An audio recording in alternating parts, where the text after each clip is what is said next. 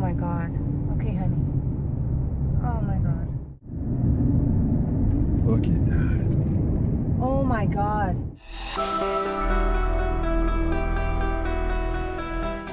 The forest fires have enthralled the region. Yeah, we're getting some reports that there is an evacuation process. There's a portion that you drive through, Donna, and it goes from light to complete darkness. Like it's black everywhere. Hey, I suggest go north. I was just driving through there and we literally just drove through fire. This is a nasty, dirty fire. Air tankers are not going to stop this fire. But I need to show you, it's not just on the border. This is Fort McMurray burning.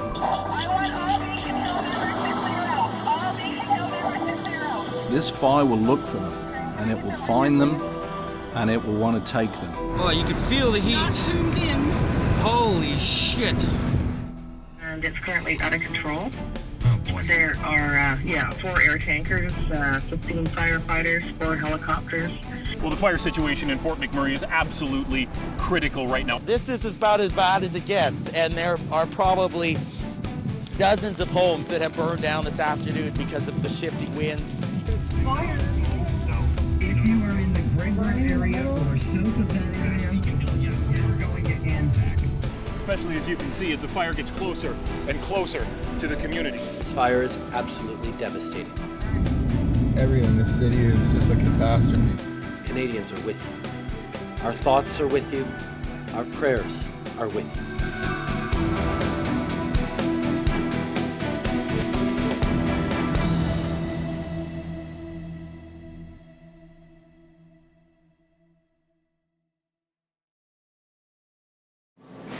Today begins a journey, more than a month in the making. The journey home to Fort McMurray. If you wander off too far, my love will get you home. If you follow the wrong star, my love will get you home.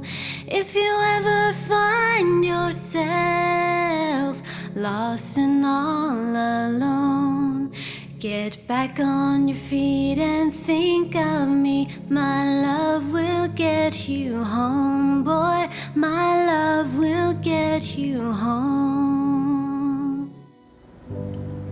Welcome back home. It's safe.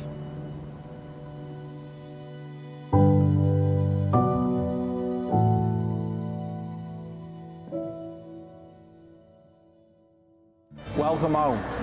It's awesome to see you.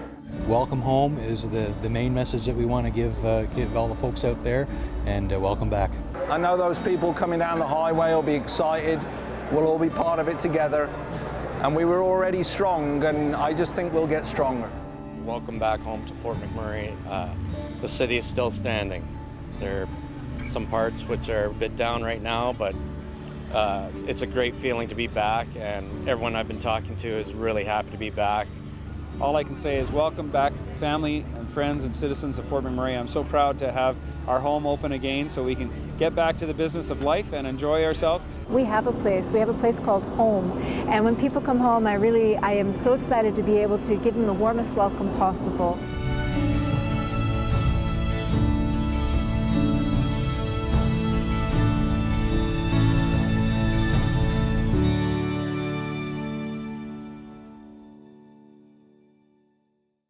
Awesome feeling to be back home. You definitely can smell a little bit of smoke from the fire, but you know, we haven't been in this house too long. We just purchased it a couple months ago, so it's a great feeling. We've been bouncing around to different spots, so being back home, you know, this is where we want to be.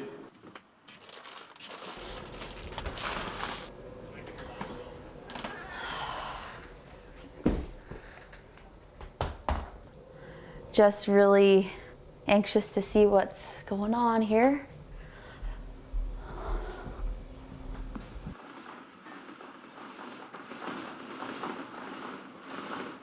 It's almost like you're coming back to your hometown that's completely dead, like a ghost town. And I wasn't born here. I was born in Rainy River, Ontario, and when we go home, we always say, it's so dead here. And So I felt kind of the same, but just more devastating with the fires. This is usually my oasis. Wasn't even contemplating what was going to happen here. And now I'm going to get a sign and probably put "Welcome to the Jungle" for a while, because it's gotten a little crazy. Yeah, I could have came 2 weeks ago. I would have put on gloves and a hazmat suit if they let me. I'm just like that person, right? We camp a lot, so we were going to sleep in our trailer if we had to and do what we had to do.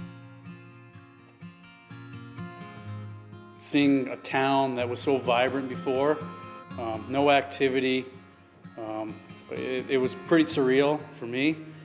Even the environment around, the trees, dark, you're used to just a lot of activity in this town, and seeing my house, no neighbors, no kids running around, it was different. When I stepped outside, I had a little cry, but just also a relief cry as well, not completely sad, just overwhelmed. I was pretty prepared. I was staying in tune via social media and the updates and stuff, but I was pretty good until I hit, I think it's the Stone Ridge or whatever downtown. It has one tree on its side that was actually yellow leaves, and on the other side of the highway was black. And I realized how close that came to just wiping our downtown core out, and it kind of was like, for a minute, and then I only cried when I got home. So I came up the driveway and I just had a moment where I was really kind of emotional that everything was still here. We were pretty fearful, myself, my friends, my family, we were all unsure of what we were going to come back to.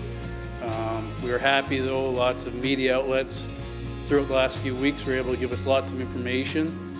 We were able to see on Google Earth that it was in decent shape, but still when you come in you don't know what to expect. And we're blessed that I'm very lucky. I'm a lucky individual that I'm coming home to a full house. Nothing little elbow grease can't fix. I'm one of the lucky ones. Everything's here. My family's all good. You know, well, big deal if I lose a fridge or a fridge contents, right? So I'm gonna see what I can do. I can't work. I'm a personal trainer, so I can't see that being a focus of anybody's life right now. So I just put all my clients' contracts on hold, and I'll just see what I can do around town to help out and stuff.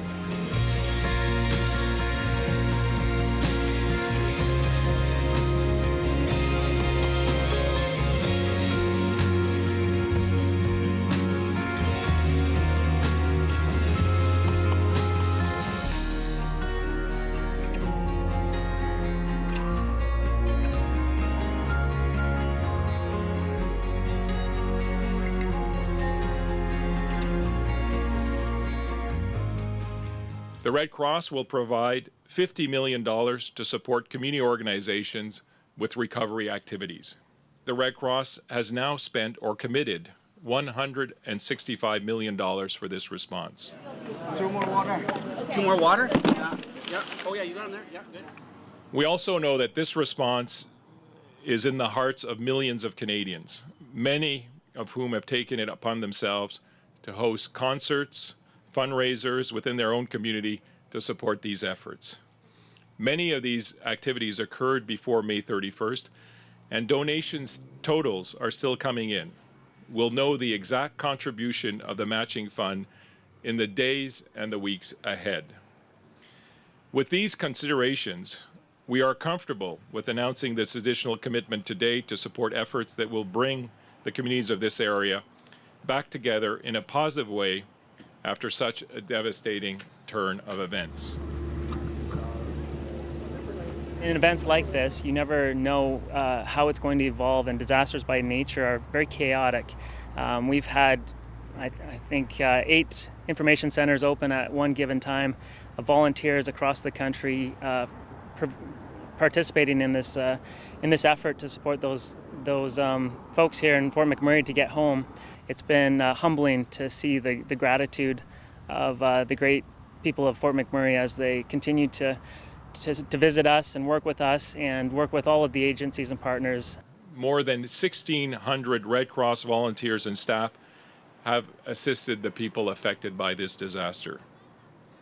Again, we are all touched by the generosity of Canadians through time, talent, and financial contribution.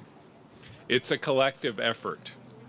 Thank you to every single person who has stepped up to help, sacrificing time with loved ones in order to help others in this urgent time of need.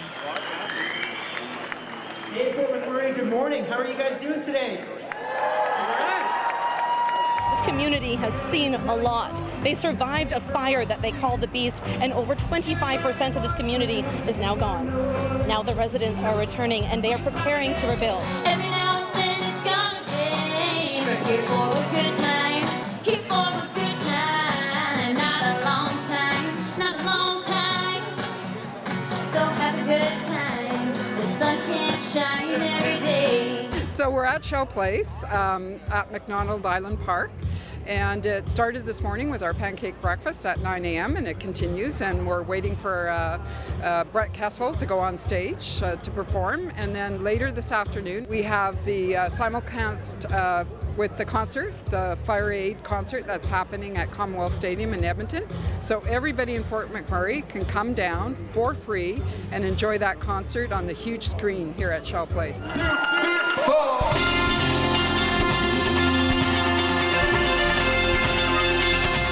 Well, today is special because we're home. Everybody, we've been displaced throughout our great province, and you know what? Everybody's slowly coming together, seeing their neighbors again, seeing familiar faces, and that's so important. And that's the first step in having a normal life once again. It's so important because it is about raising everyone's spirits and getting everyone back into the rhythm of things, and after such a tragedy we do have to celebrate that we've survived it and we've persevered, and now that we have the support of not only the province but the entire country, we have to celebrate that. I think it's important for people to reconnect. People are slowly coming back into Fort McMurray, and to have this venue up and running and a place for them to come to meet your neighbor, meet your friends that you haven't seen for a while, and to have this incredible event, Smitty's Canada coming to the table with the pancake breakfast, and the concert tonight is just a wonderful, wonderful day. The number of people that were coming up and hugging me and then hugging each other and just kind of welcoming each other back, it's just one big reunion. Like after what we've been through, it's great to see the town come together the way it was. Great baseball game tonight, and hopefully the concert gets the great support as well. Makes me feel welcome back. Sorry, I'm getting emotional.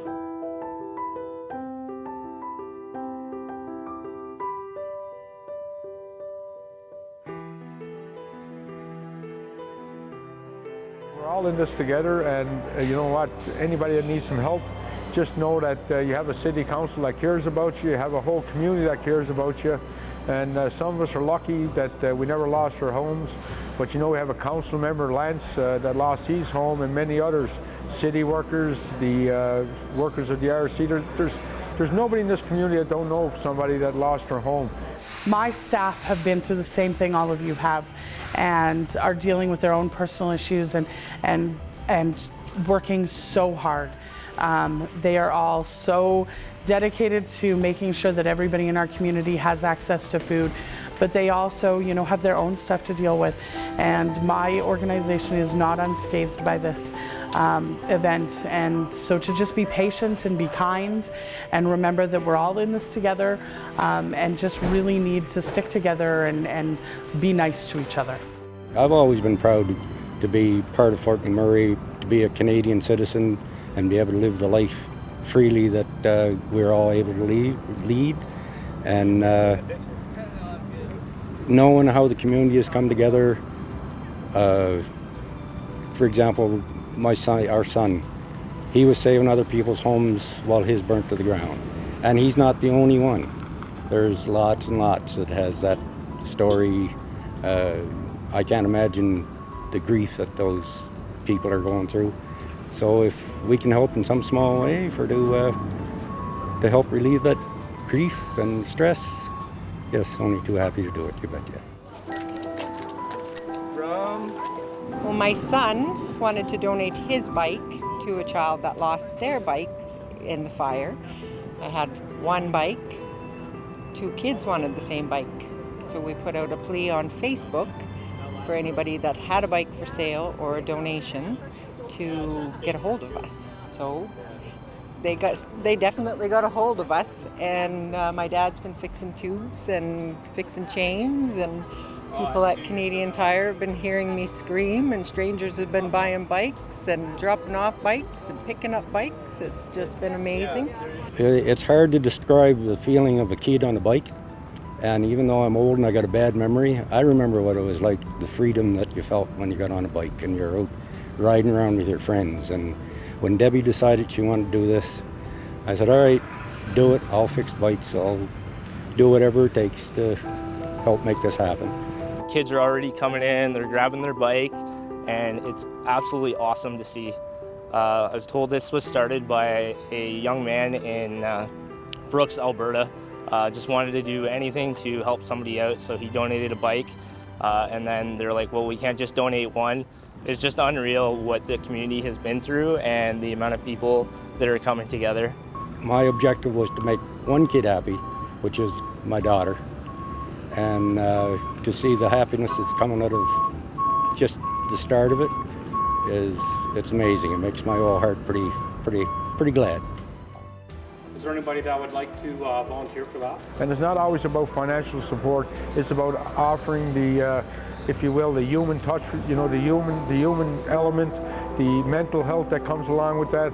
And you know, when I seen the reception centers around here on Friday, and we hosted a barbecue for the frontline workers Friday evening, the stories that were told during the whole evacuation, you know, they come back to touch me a little. Complete. 43 complete.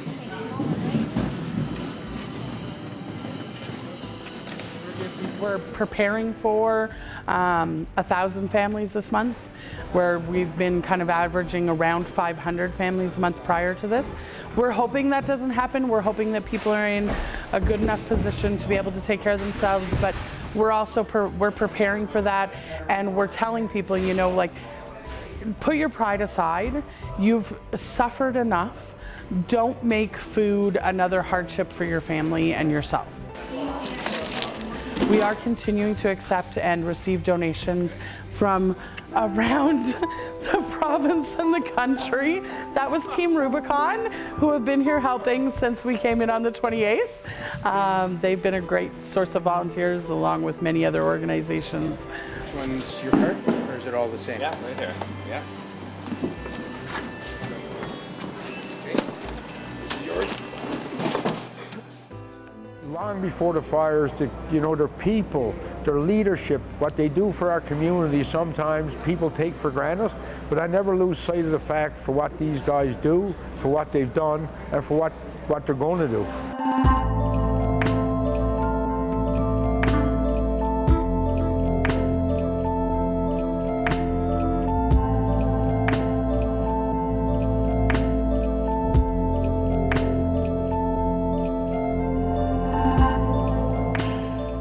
With the re-entry, some of my neighbors even, and everybody, I've been doing a lot of listening because they have their story.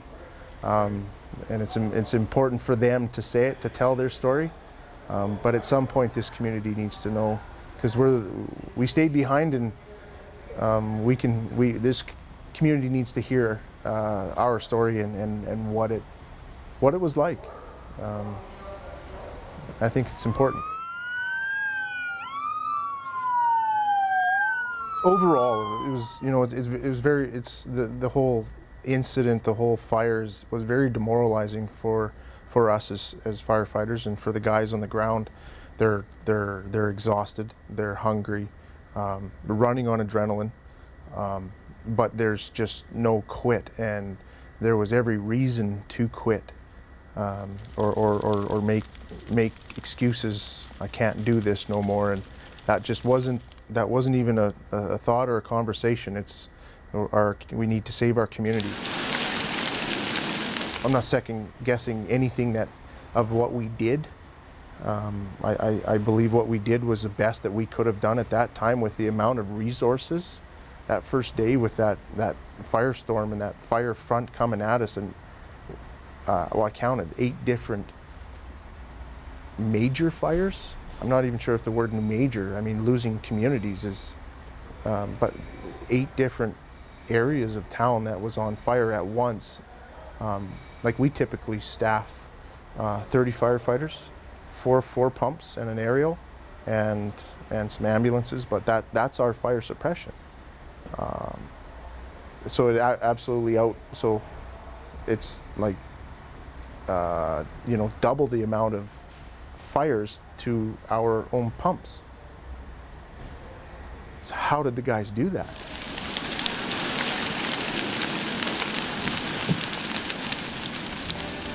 They worked 36 hours. Did they have time? Could I give them enough time to rest? Nope. Catch an hour, and it probably wasn't in a bed. It was on the lawn. It was somewhere. No food, no sleep, no rest, all adrenaline. And why do you do that? I don't know. So very demoralizing. We don't usually walk away from fires. But this one we had to. We had to leave areas that were still on fire to protect others.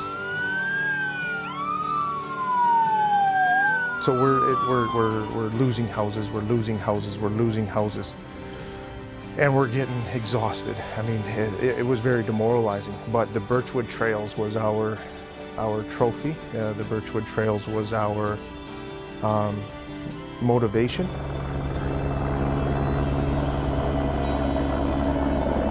We had crews in the Birchwood Trails on the West End putting out spot fires, putting out fires. It was either now or never. The pilots on the airplanes, they needed a target to drop on. The first pass, the tankers came by, they didn't drop. Okay, why didn't you drop? And then we back through the air boss and back. Well, they needed a target. Okay, so I relayed that back down, and the guys took their helmets off their head, and they're yellow, and they threw it into the trees. The tankers made another pass, still didn't see it. Through their own initiative, they come up, and yeah, there was a blanket that we hold in all the trucks, and it's red on one side, and they put it in there about 300 yards. They splayed it out, and fortunate enough, the third pass on the tanker group, that was going to be their last. Of course, that was going to be their last pass because they were running low on fuel. So this was it. This was do or die, and the guys made a target large enough that they didn't miss, and the tanker drops started happening. Boof, boof, boof, and saved Birchwood Trails that day.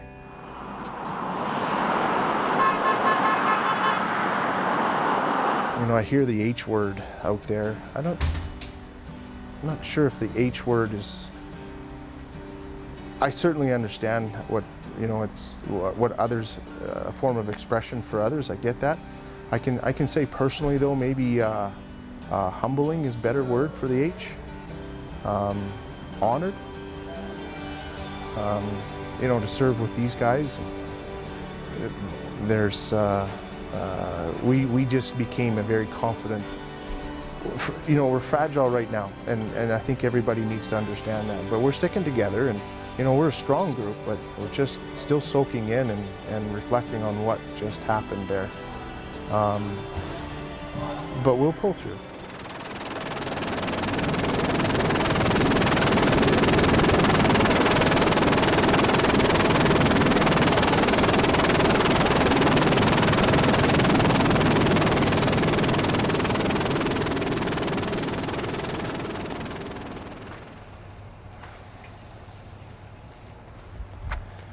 Wow.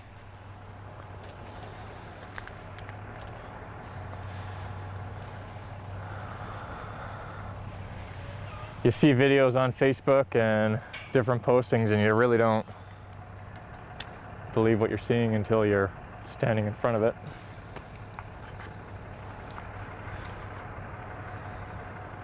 Wow.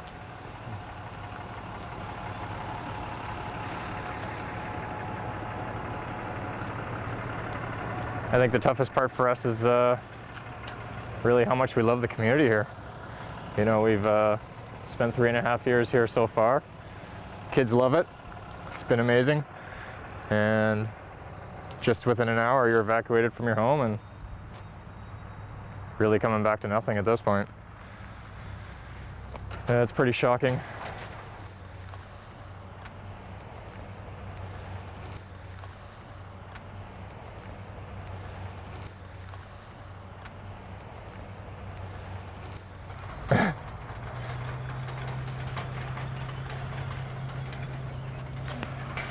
Yeah.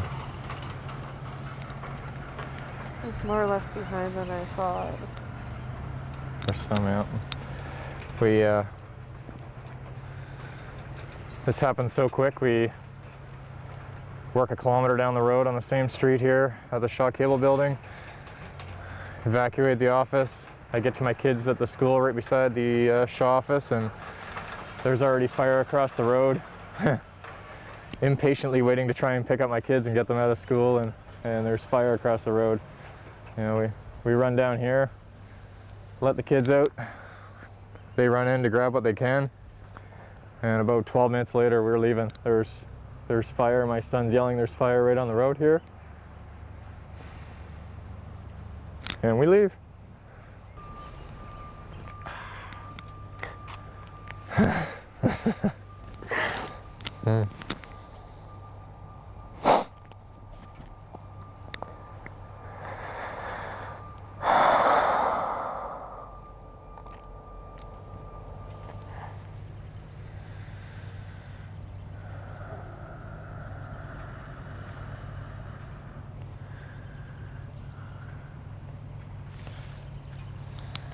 You doing good? I'll be okay. Yeah.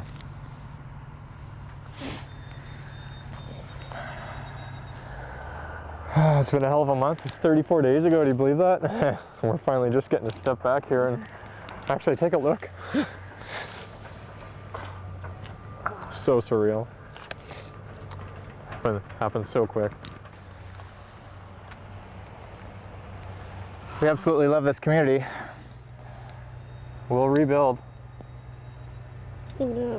And it's beautiful here. We've really enjoyed everything Fort McMurray's offered us so far, and it's a small step back for what will be a really amazing journey as we move forward. And you know, our kids are doing really well on the island right now, and hope to bring them back over the next few weeks, and they can be a part of our journey with us here in 2016 to see what the future looks like with us.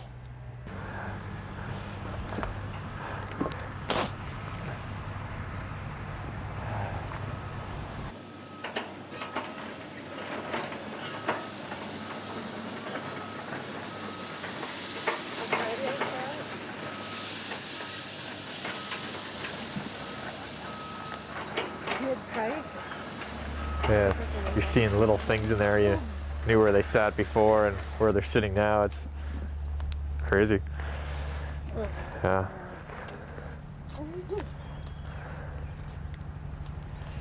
Yeah, it's crazy. Kids' bikes. Trip over those all the time.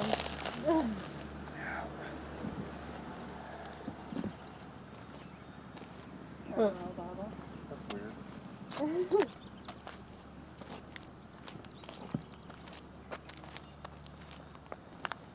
Probably in the garbage can, that's why.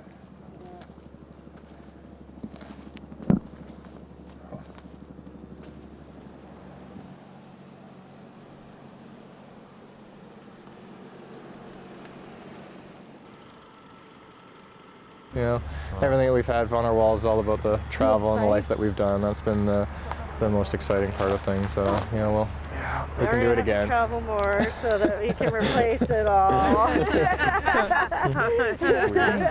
Yeah. Even my Christmas tree, like we're trying to think about the things that we miss the most. And for me, it's our Probably Christmas tree. can, It's a palm tree. Right. And all the ornaments are from places that we've been. Yeah. That sucks. Like, yeah, exactly. I don't even know if it'll be like Christmas this year. We'll be in a trailer. We're gonna have to travel. You'll always remember that Christmas then. Yeah. You know? That's true. Yeah.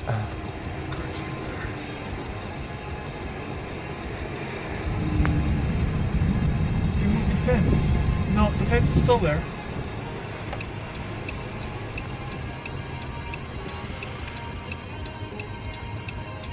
Oh my God.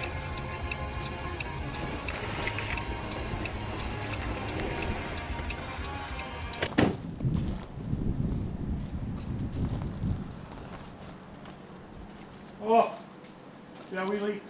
Look. No. No? That was from a garbage bag before we left. You want to go in? Check around back.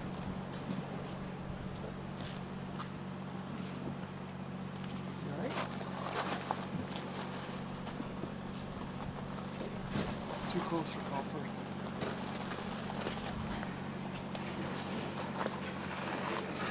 We have damaged siding, the deck, no water damage, thank God. Our house is still standing. And if you look right over here, that's how close it came to my home. Consider us very lucky by the skin of our teeth. Oh my God, Candace. Watch how close you got.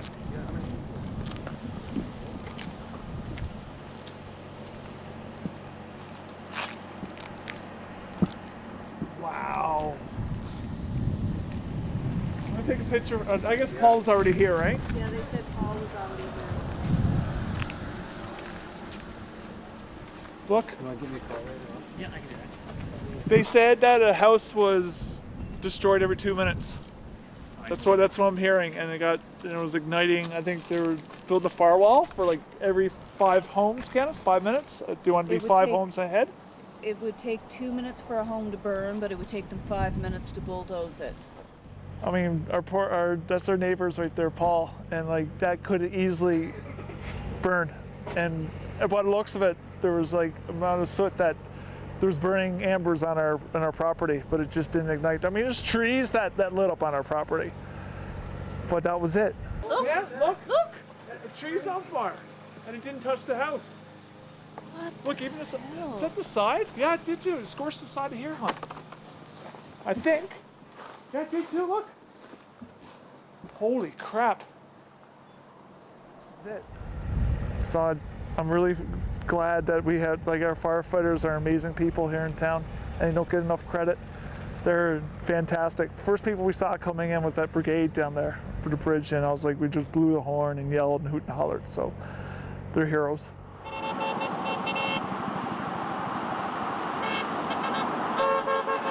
It was really emotional for Candace when she saw, I think once we hit 881 turnoff coming into town and you actually see it for yourself, it's very, very,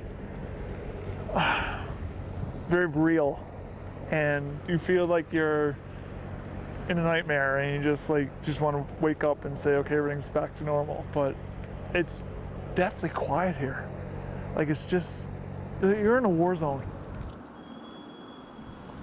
I feel really grateful. I wish the kids were here, but I kind of don't wish the kids were here, kind of thing. To see how close it actually came. And actually, if you think about it, the fire was on our property. But we were just looking around, it was dropping on us.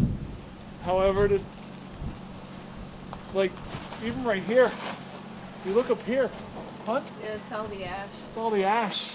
And it's like, even, huh? It's, I don't know.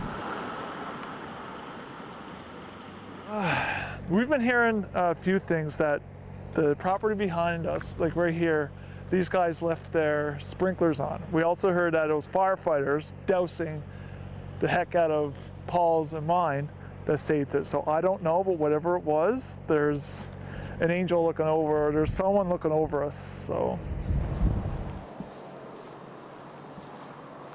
Yeah, we keep saying this, there was a dome put around our place. Really? Yeah, that's pretty fertile soil now, hon. Few weeds, but you know. Like, that's crazy. But yeah, it's standing. It's doing more than what I think 9,000 other homes have happened. I mean, especially I think of 10 or 12 properties here that are gone. I mean, this is surreal. So I keep saying it's surreal. It is. It's like nuts. It's like The Walking Dead. Like the place is alive, but it's not. And even across the street here, I mean, this is crazy. Burnt out siding, and we didn't even get hit by that. I mean, the fire was right there.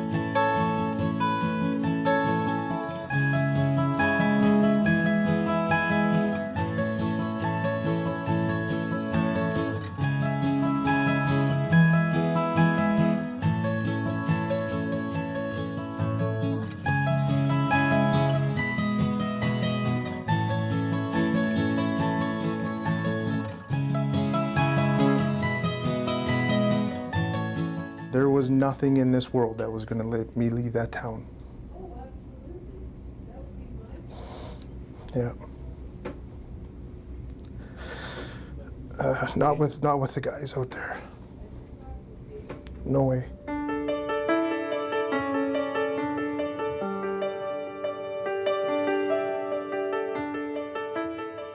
I keep hearing stories about our local fire department here in the region, and those guys are the real heroes that went above and beyond the call of duty to, rescue people and go into houses and set up, perimeter lines. Like those, in my mind, those are the heroes.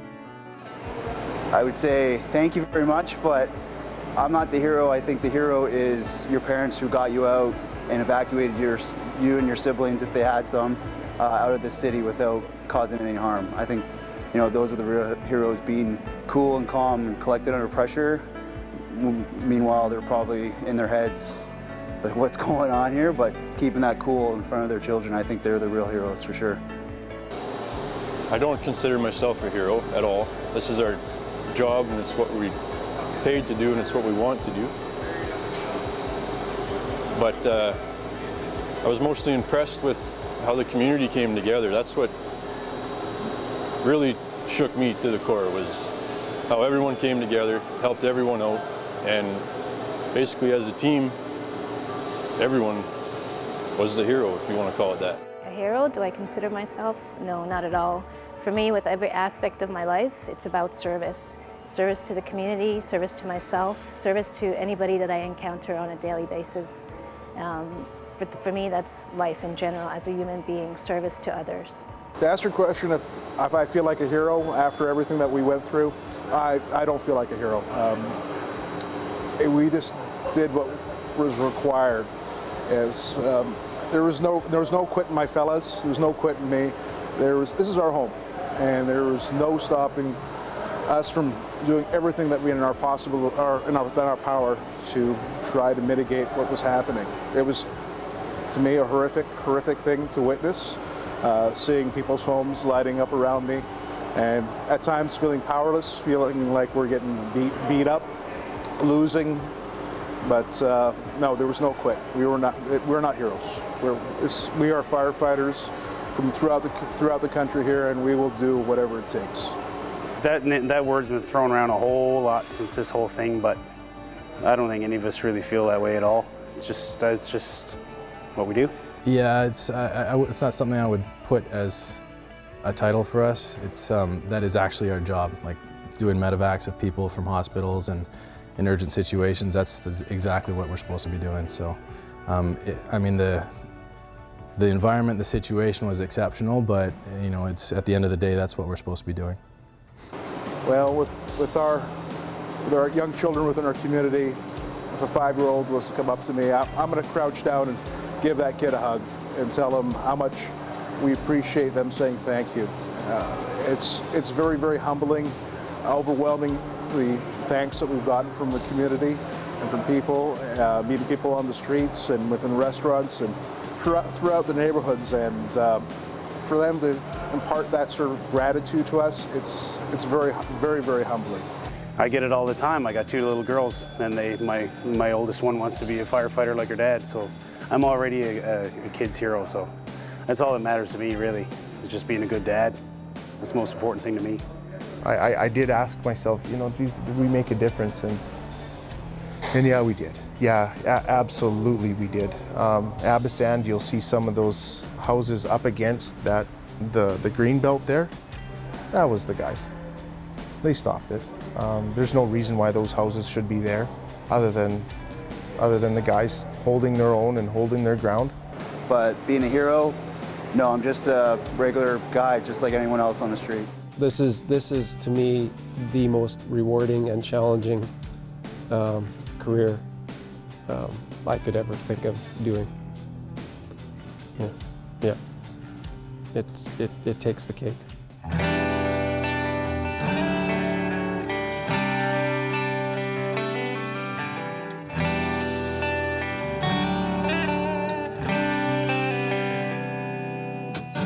Everything's turned to nothing as smoke clouds up the sun. Hearts crumble down to ashes at the damage that's been done. So much gone in an instant, with all that's left behind. The fear of not returning while others stand the line. This is our home, this is our life. While we run, you stand and fight. Smoking fireflies hide tonight, covers up the stars and the northern lights. And through the storm you held on strong, withstood the flames and carried on. Gave your all, risked all your lives, found the strength deep down inside. Fought the line till night turned into day. Time, it slowly passes, there's so much left unknown. With no sense of direction, not knowing where to go. You run, can't hide, can't believe your eyes. So many feel lost, broken, hypnotized. Memories gone without a trace. Moments in time can't be replaced. This is our home, this is our life. While we run, you stand and fight. Smoking fireflies hide tonight, covers up the stars and the northern lights. And through the storm you held on strong, withstood the flames and carried on. Gave your all, risked all your lives, found the strength deep down inside. Fought the line till night turned into day. I know that there's a lot of residents that are appreciative of all the work, not just of our fire department, of our city, and all of the people that just busted it for the last month to get the city back up and running, safe again, and it's people showing appreciation. It feels like it's huge community spirit. It's you know, Fort McMurray strong. It's YMM pride. It's a lot of things. Every honk is that. This is our home. This is our life. While we run, you stand and fight. Smoking fireflies hide tonight, covers up the stars and the northern lights. And through the storm you held on strong, fought the flames and carried on. Gave your all, risked all your lives, found the strength deep down inside. Fought the line till night turned into day, and gave us hope when hope began to fade.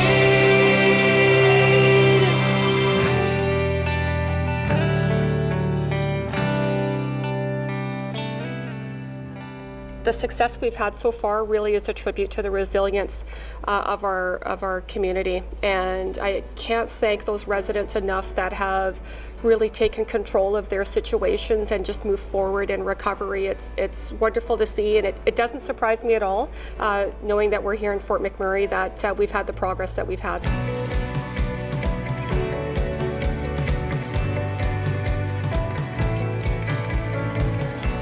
right from the start of our recovery, when we first came to be, we understood that the community needed to own its recovery. We are just entering our busiest construction year of recovery, and so it's important that our community understands what the issues might be, how they can prepare themselves, whether or not they're rebuilding. You know, some of our schools are affected, those kind of things. It is starting to be, you know, a very, people are becoming, I would say, more challenged emotionally.